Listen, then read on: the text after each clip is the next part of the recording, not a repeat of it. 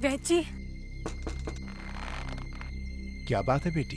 वैद्य जी, आपको हमारे साथ चलना होगा। क्या हुआ? आपकी हमें सख्त आवश्यकता है, आप हमारे साथ शीघ्र ही चलिए। रानी वैद्य जी के साथ क्या कर रही है? लेकिन कौन बीमार कौन है? आप चलिए तो हम आपको सब बताते हैं। कर्मा भैया, कर्मा भैया। क्या हुआ? अरे गांव वाले तुम्हें बुला रहे हैं, चला? अरे चला क्या? हम कुछ काम कर रहे हैं, तुम जाओ, हम आते बाद में। अरे लेकिन मेरी बात तो सुनिए। अरे मेरी बात तो सुनिए कि हम कह रहे हैं ना, तुम उन सबसे कहो हमारी प्रतीक्षा करें हमारे। जाओ अच्छा जाओ। ठीक है। दिमाग खराब करते हैं। हाँ?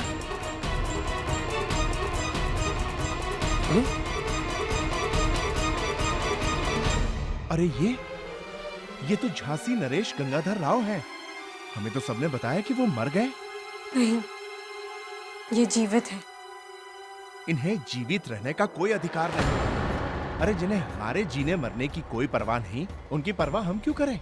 मर जाने दो इन्हें। रुक जाइए वैद्य जी। एक वैद्य का धर्म और कर्म रोगी का उपचार करना है।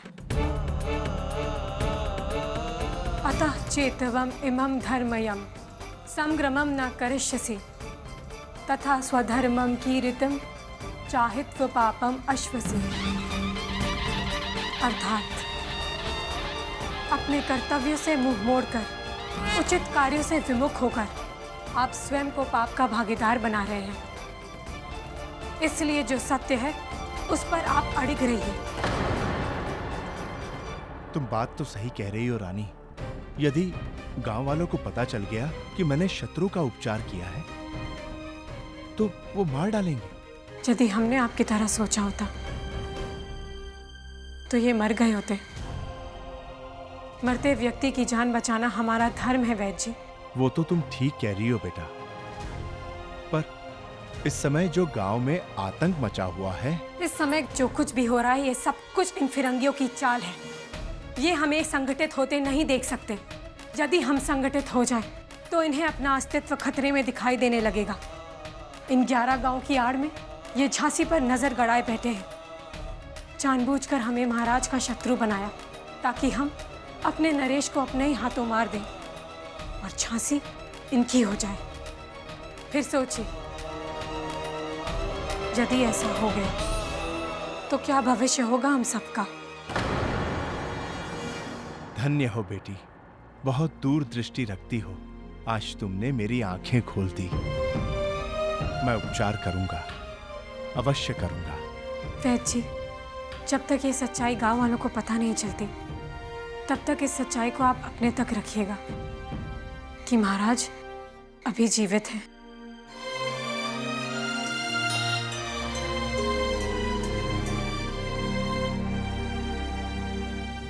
तात्या, मेरा भाग्य ही ऐसा है। पहले तो भागीरथी मुझे छोड़कर चली गई, न जाने कहां मेरी मनु मुझे छोड़कर चली गई। और विडंबना यही है कि मेरी पुत्री के पति के शव के सामने मैं बिलख रहा और हमें ये भी पता नहीं कि उसे मालूम भी है कि उसका पति। धैर्य रखिए काका, मैं अपनी मनु को अच्छी तरह जानता हूं। उसे ये दुखद समाचार मिलेगा तो वो स्वयं को रोक नहीं पाएगी काका। सबको पता चल गया है तात्या, परंतु वो कहां है? तात्या, कहीं उसके साथ कोई घटना? मुझे ऐसा लग रहा है काका कि यहां जो दिखाई दे रहा है वास्तविकता उसके विपरीत है।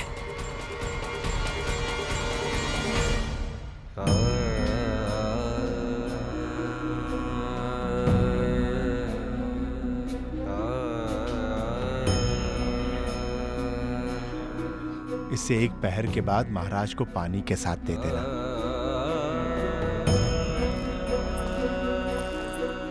देखना बेटी, यह औषधि संजीवनी की तरह काम करेगी, परंतु इनकी देखभाल की आवश्यकता है। ईश्वर की कृपा रही तो महाराज शीघ्र ही ठीक हो जाएंगे।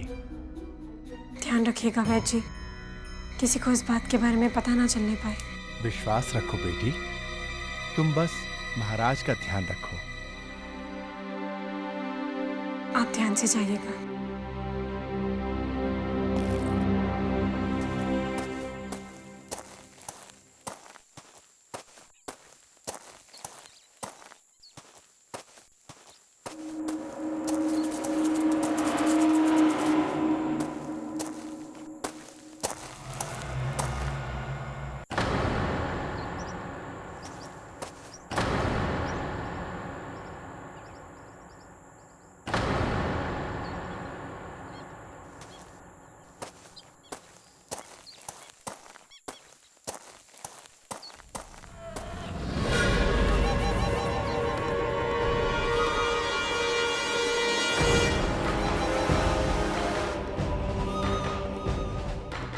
डर गया हूँ वैद्य जी। हाँ?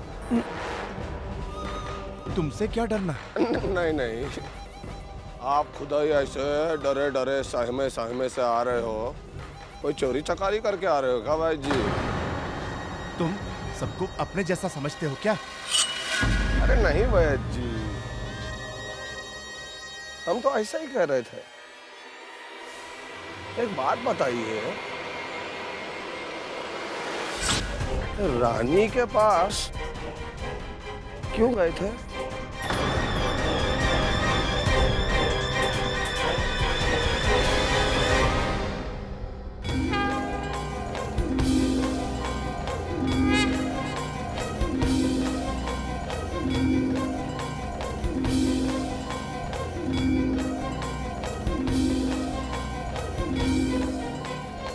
लक्ष्मी भाई,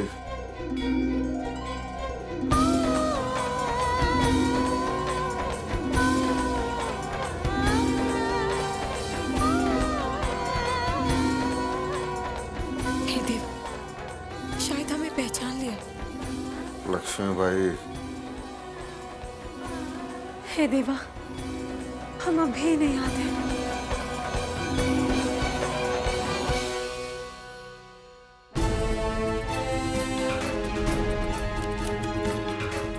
ये क्या है? अब आप ही का है वैद्य जी। इतनी सारी स्वर्ण मुद्राएं कहाँ से लाए? अरे वैद्य जी, आम खाइए, आम। गुठलियां खाए गिनते हैं? हाँ? बस यही बता दीजिए कि रानी के पास काहे गए थे? हमें नहीं चाहिए ऐसा धन, रखो अपने पास।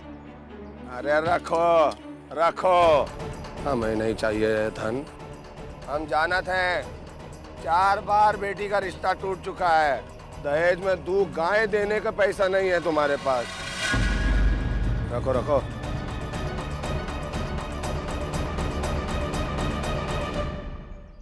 क्या हुआ, सोच क्या रहे हो? हाँ? अरे रख लो, बेटी का ब्याह हो जाएगा। रख लो।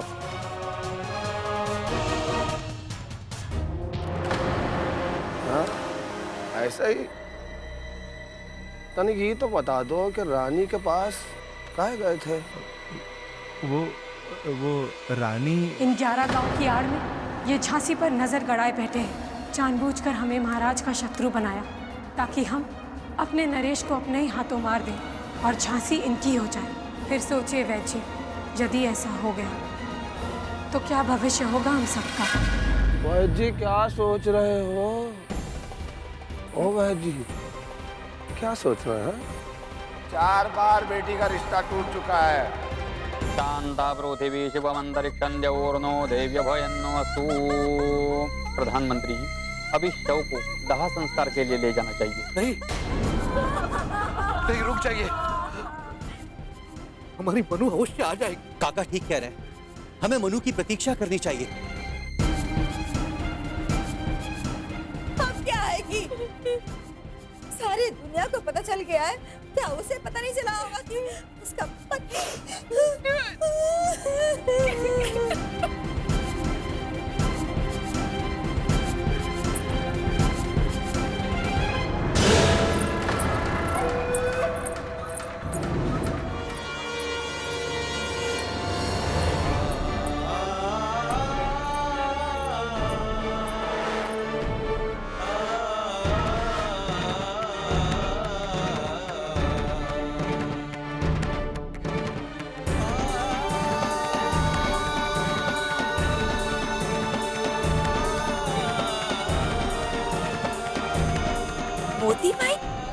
यहाँ क्यों आई हो मोती भाई? तुम्हें तो महाराज ने झांसी से निकाल दिया था ना? क्यों? कुछ ही देर पहले आपने कहा था ना हुक्म के बारे में। जब हुक्म देने वाला रहा ही नहीं तो हुक्म देगा कौन?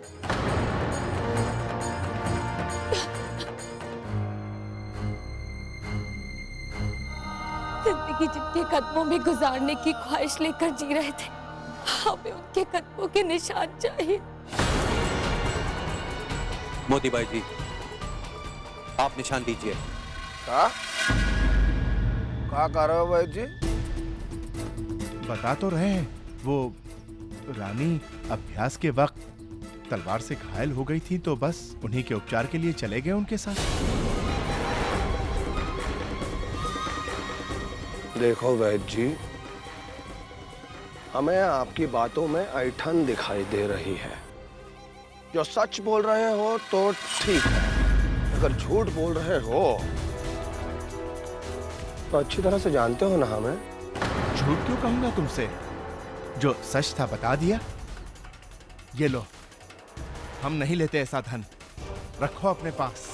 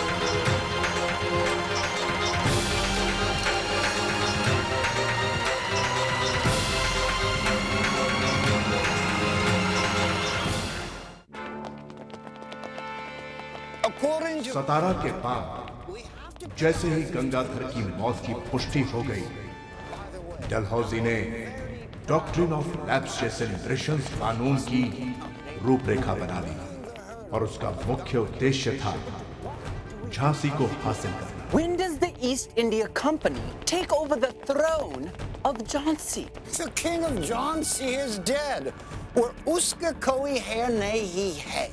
This way we can use the law of doctrine of lapse on the Jhansi. Fear Jhansi is ours. Excuse me, sir. लेकिन Queen of Jhansi फिर भी जिंदा है और गर्भवती भी हो सकती है। She will not come. But if she does, what are we here for?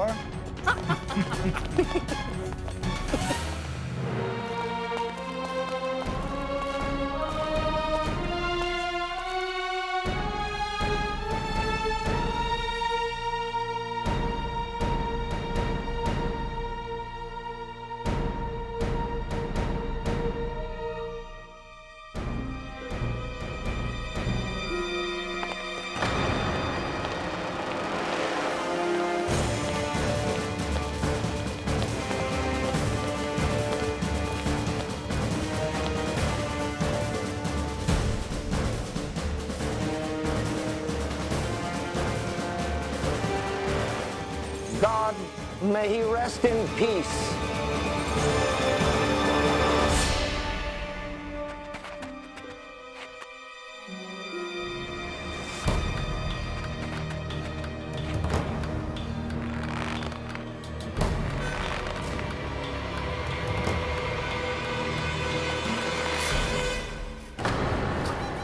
इस ससुरी रानी भी चतुरता का पुतला है। माया ने खजाना कहाँ रख दिया? हम भी हम हैं, पता लगा कर ही रहेंगे।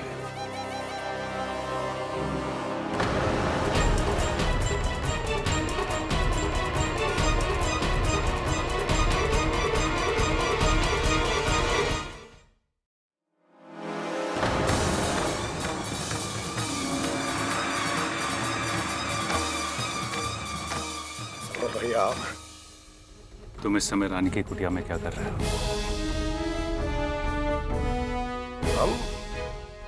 हम बस ऐसे ही यहाँ से जा रहे थे तो सोचा कि रानी से मिलने। वो इतने दिन से दिखाई नहीं दी रानी।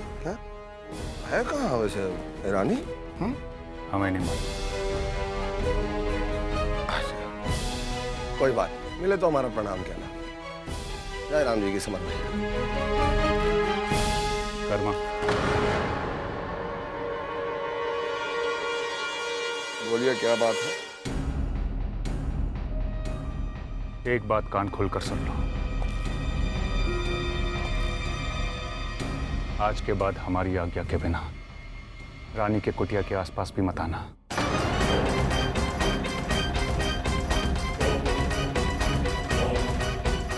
ठीक है, जैसा आपका है। ए सुखिया, जरा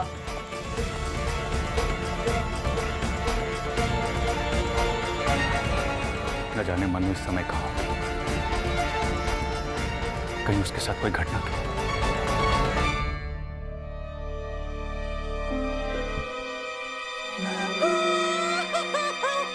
रुक जाइए,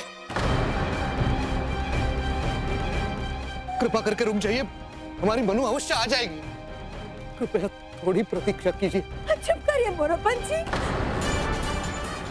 कम से कम राजा की अंत्येष्टि तो सम्मान पूर्वक होने दीजिए।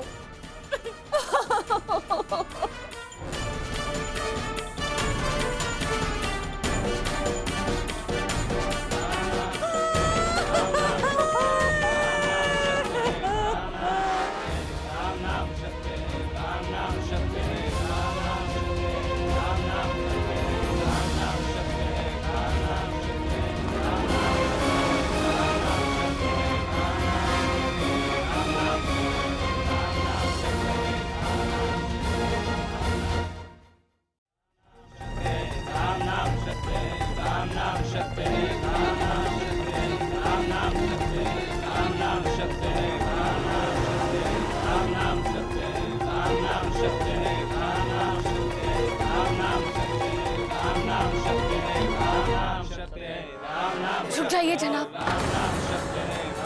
ये आप क्या कर रहे हैं मोती बाई जी? महाराज की अंत्येष्टि में सम्मिलित होना आवश्यक है। इसकी कोई जरूरत नहीं है जनाब। ये कैसी बातें कर रही है आप? हमारे दामाद की अंत्येष्टि है, उस पर हम सच कह रहे हैं, क्योंकि ये लाश आपके दामाद की नहीं है।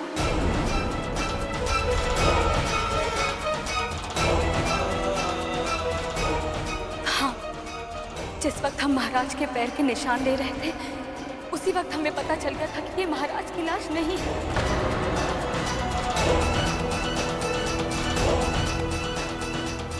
क्योंकि हम उन चंद लोगों में से जो ये बात जानते हैं कि महाराज के दाएं पैर पर एक तिल है।